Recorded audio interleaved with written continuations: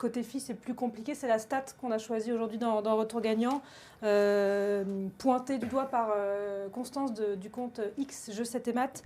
Aucune Française dans le top 50 de la WTA cette semaine pour la première fois en 3 ans. C'est une situation qui s'était déjà produite entre avril 2021 et janvier 2022.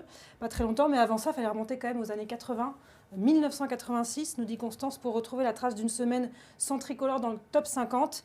Alors, elles sont 3 seulement, même dans le top 100. Caroline Garcia, 58e, Diane Paris, 66e et Varvara Gracheva, 69e. Caroline Garcia est sortie de ce top 50 aussi parce qu'elle n'a pas joué. Elle a choisi de faire une pause au mois de septembre dernier.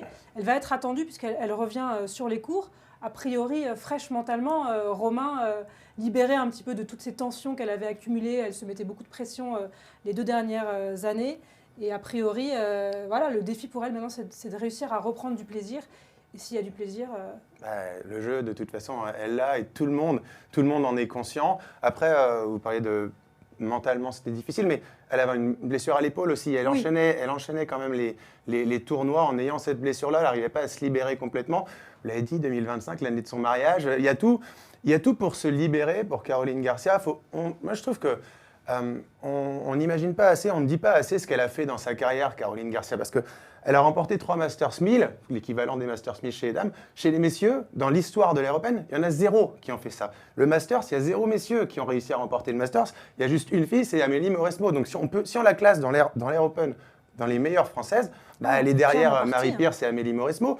Il y a Marion Bartoli qui a gagné un grand chelem, mais pour le reste, elle est largement comparable à Marion Bartoli. Donc c'est une des meilleures joueuses françaises et françaises de l'histoire. Et ça, je trouve qu'on le néglige un peu. Elle a déjà fait une super carrière, Caroline Garcia.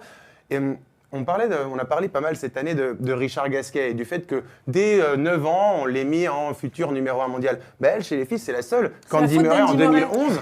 Non, mais c'est vrai, mais il l'a dit, il a mis la pression peut-être un peu. C'est une joueuse qui se met un peu de pression aussi. On le voit sur ça. Comment ? Il n'était pas très loin.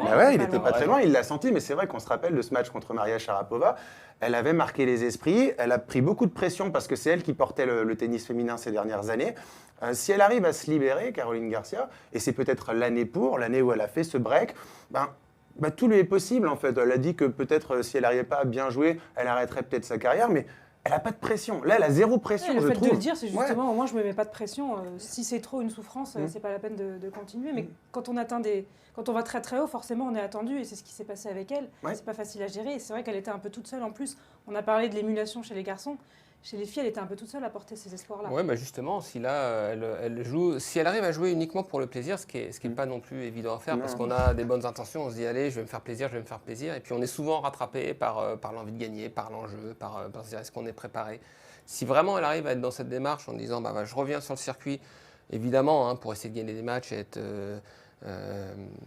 performante et compétitive, mais si elle a cet état d'esprit-là, avec son style de jeu, elle peut évidemment revenir très très haut, quoi. Il n'y a aucun doute là-dessus.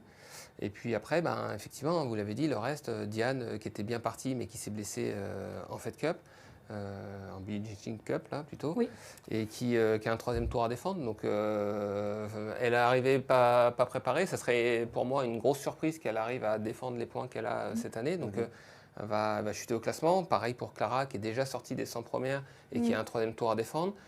Dodin qui a une 8e de finale à défendre. Donc c'est vrai que pour l'instant, à part Gracheva, qui est plutôt en tout cas en forme et constante et dans les 60-70 premières, c'est un peu difficile. Donc pour moi, il y a une vraie inquiétude là-dessus, même si je sais que Julien Beneteau et Pauline Parmentier travaillent durement pour présenter un projet pour relancer un petit peu toutes ces joueuses-là.